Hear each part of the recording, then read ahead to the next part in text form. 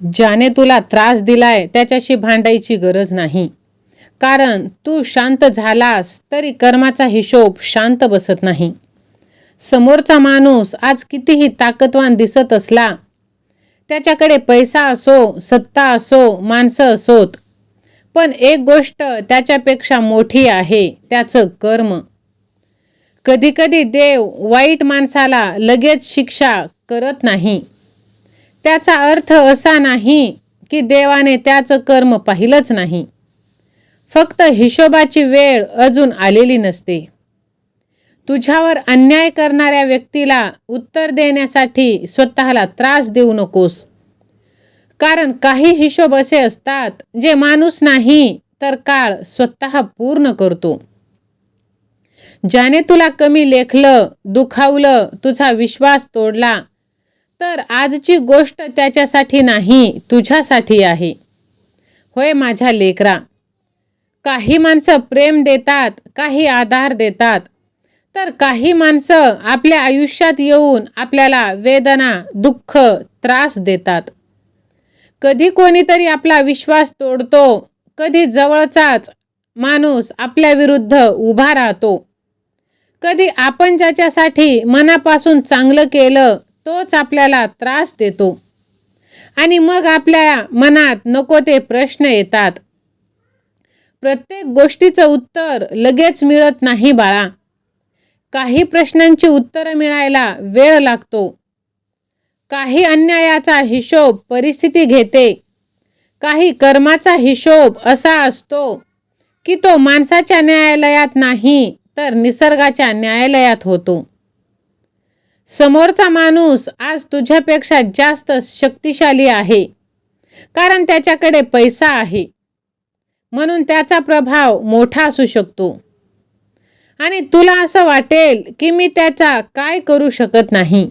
पण लक्षात ठेव, माणसाची ताकद परिस्थिती बदलू शकते, पण कर्माचा नियम बदलू शकत नाही. ज्याच्याकडे आज सत्ता आहे त्याच्याकडे उद्या तीच सत्ता असेल असं नाही. ज्याच्याकडे आज पैसा आहे तो पैसा कायम राहीलच असे नाही.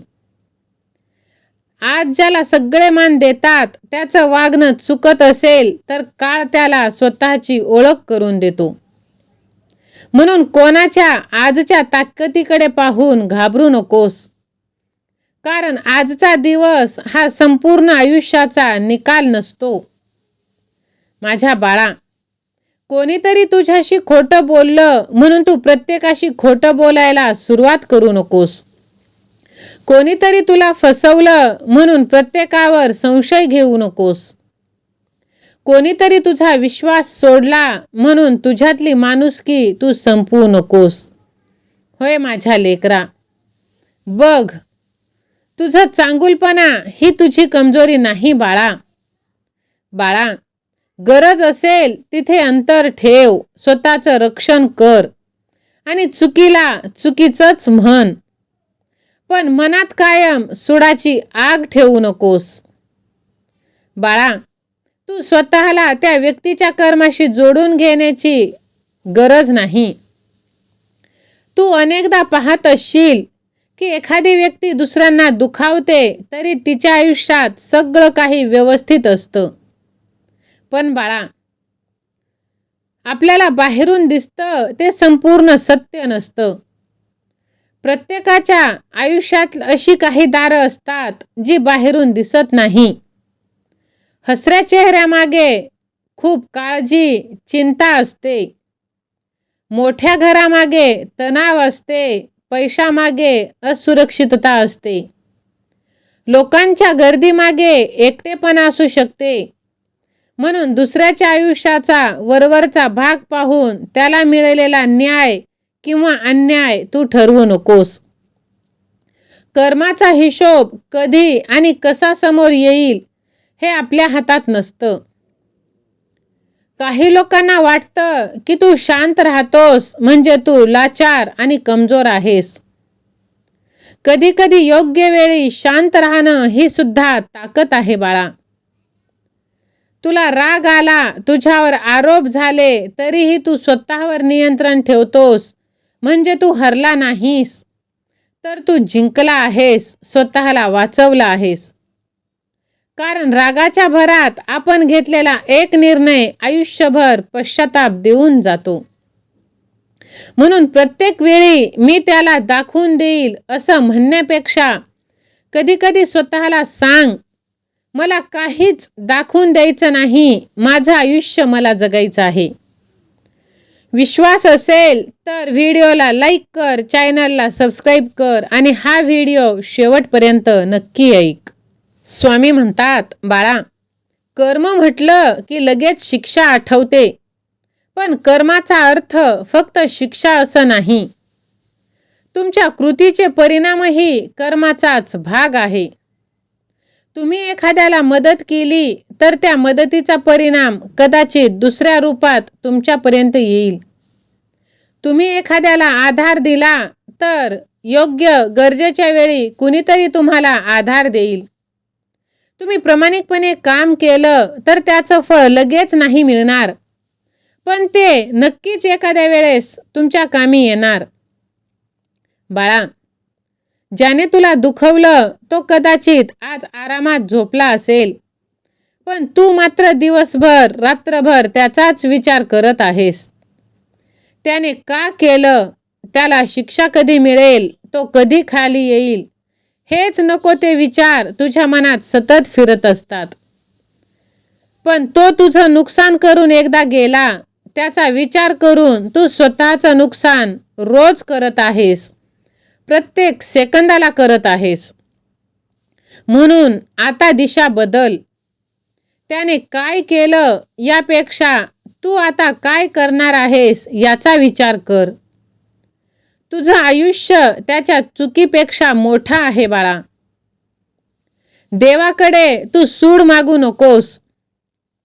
आपण मंदिरात गेल्यावर, भगवंतासमोर गेल्यावर कधी कधी मनात येतं, हे देवा, ज्याने माझ्यासोबत वाईट केलं त्याला धडा शिकव.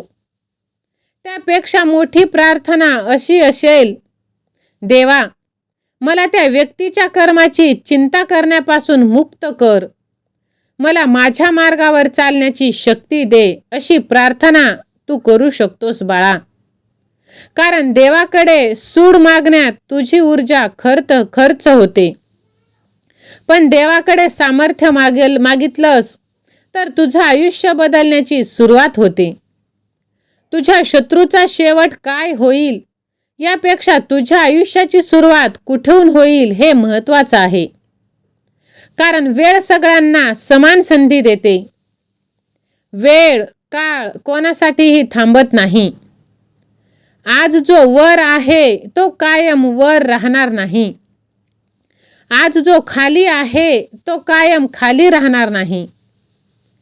परिस्थिती बदलते, लोक बदलतात, नाती बदलतात, पद बदलतं, पैसा येतो आणि जातो, पण आपल्या कर्माचे परिणाम आपल्याला काही ना काही शिकवत राहतात.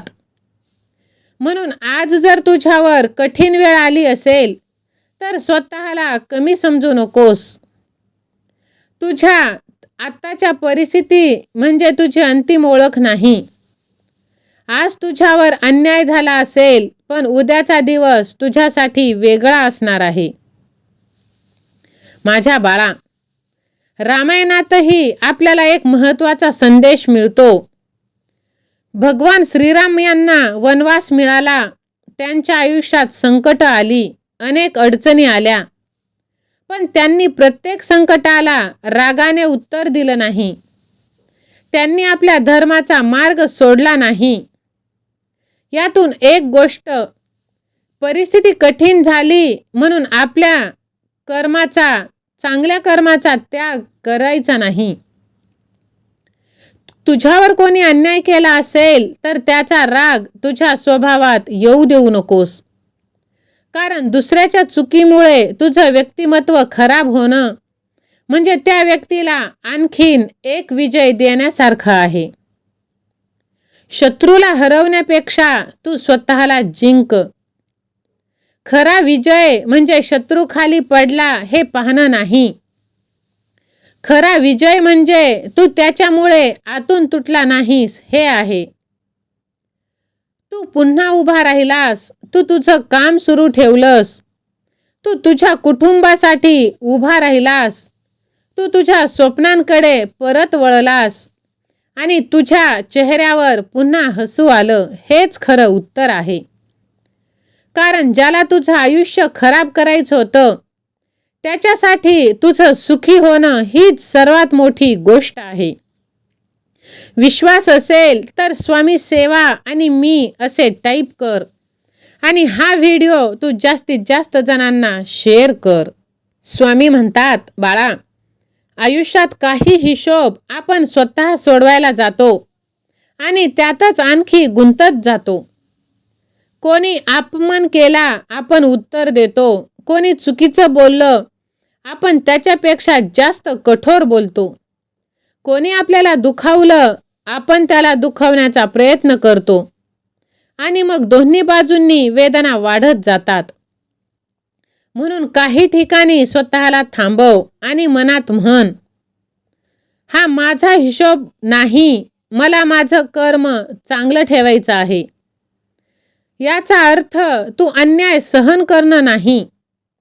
याचा अर्थ असा की तुझ्या न्यायाच्या शोधात तू स्वतः अन्याय करणारा होऊ नकोस.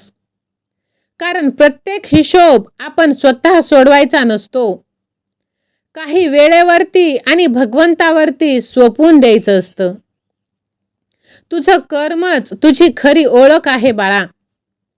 लोक तुला काय म्हणतात यापेक्षा तू प्रत्यक्षात काय करतोस हे महत्त्वाचं आहे. लोकांनी तुला वाईट म्हटलं म्हणून तू वाईट होत नाहीस. कोणी तुला कमी लेखलं म्हणून तुझी किंमत कमी होत नाही. लोकांचे विचार, मत बदलण्यासाठी तू तुझं संपूर्ण आयुष्य खर्च करू नकोस. तुझं कर्म चांगलं ठेव, तुझी निष्ठा खरी ठेव, तुझ्या कष्टांशी प्रामाणिक राहा. बाकीचा निर्णय काळावर आणि भगवंतावर सोपवून दे. विश्वास असेल तर स्वामी आई, मी तुझं बाळ आहे, माझं रक्षण कर असे टाईप कर. आज तुला वाटतंय की तुझ्यावर अन्याय झाला. आज तू हा व्हिडिओ ऐकत असशील आणि तुझ्यासमोर एक व्यक्तीचा चेहरा येत असेल, ज्याने तुला त्रास, दुःख दिला आहे, तुझ्या चांगुलपणाचा गैरफायदा घेतला आहे, ज्याच्यासाठी तू तुझं आयुष्य पणाला लावलंस आणि त्याने तुला शेवटी एकटं सोडलं. असं जर असेल तर आजच स्वतःला एक वचन दे, माझ्या लेकरा, मी त्या व्यक्तीच्या चुकीमुळे माझं आयुष्य खराब होऊ देणार नाही. तुला त्याला विसरायला लगेच जमणार नाही, पण हळूहळू त्याच्याबद्दलचा विचार कमी करता येईल. तुझ्या स्वप्नांकडे वळता येईल. एक दिवस तुला जाणवेल, ज्याने मला तोडण्याचा प्रयत्न केला त्याच्यामुळे मी स्वतःला अधिक मजबूत बनवलं आहे. म्हणून एक गोष्ट लक्षात ठेव बाळा, शत्रू कितीही ताकदवान असला तरी तो काळापेक्षा मोठा नाही. त्याच्याकडे कितीही पैसा असला तरी तो सत्यापेक्षा मोठा नाही. त्याच्याकडे कितीही मनुष्यबळ असलं तरी तो कर्माच्या नियमापेक्षा मोठा नाही. एक गोष्ट तुला कायम लक्षात ठेवायची आहे, तुझं काम कोणाला शिक्षा होताना पाहणं नाही, तर स्वतःचं आयुष्य योग्य मार्गावर नेणं. ज्यांनी तुला दुखावलं त्यांच्याकडून एकच गोष्ट घे, शिकवण. फसवलं त्यांच्याकडून अनुभव. ज्यांनी सोडलं त्यांच्याकडून स्वावलंबन. ज्यांनी कमी लेखलं त्यांच्याकडून स्वतःवर विश्वास ठेवण्याची प्रेरणा. कारण शेवटी कर्माचा हिशोब कोणालाही चुकत नाही. बाळा, तो कधी, कसा होईल, कोणत्या रूपात होईल हे तुला माहीत नसणार आणि त्याची तू वाट सुद्धा पाहू नकोस. तुझं आयुष्य पुढे घेऊन जा, शांतपणे, प्रामाणिकपणे, स्वतःवर आणि भगवंतावर विश्वास ठेवून. आणि एवढंच तू शेवटी म्हण, ज्यांनी माझ्यासोबत जे केलं त्याचा हिशोब काळावर, भगवंतावर सोपवला आहे. आता माझं आयुष्य माझ्या हातात आहे. आणि बघ, कदाचित तुझ्या आयुष्यातला सर्वात सुंदर अध्याय तिथूनच सुरू होणार आहे. ज्या दिवशी तू शत्रूचा विचार करणं सोडून स्वतःच्या भविष्याचा विचार करायला सुरुवात करशील, तिथूनच तुला भगवंताची साथ कायमची मिळणार आहे. विश्वास असेल तर माझा देव, माझे स्वामी, स्वामी सेवा आणि मी असे टाईप कर. हा व्हिडिओ लाईक कर, चॅनलला सबस्क्राईब कर, व्हिडिओला हाईप कर आणि कमेंट बॉक्समध्ये अक्कलकोट स्वामी, श्री स्वामी असे टाईप कर. हा व्हिडिओ तू जास्तीत जास्त जणांना शेअर कर, कारण तुझ्या एका शेअरने कोणाचं तरी हारलेलं मन हे जागृत होत असतं आणि तू नकळतच पुण्याचा भागीदार बनत असतोस, स्वामींचा आशीर्वाद प्राप्त करतोस. स्वामी माऊली तुझ्या सर्व चांगल्या इच्छा पूर्ण करोत, हीच स्वामींचरणी मनापासून प्रार्थना. दिगंबरा दिगंबरा, श्रीपाद वल्लभ दिगंबरा. श्री स्वामी समर्थ. जय जय स्वामी समर्थ. धन्यवाद.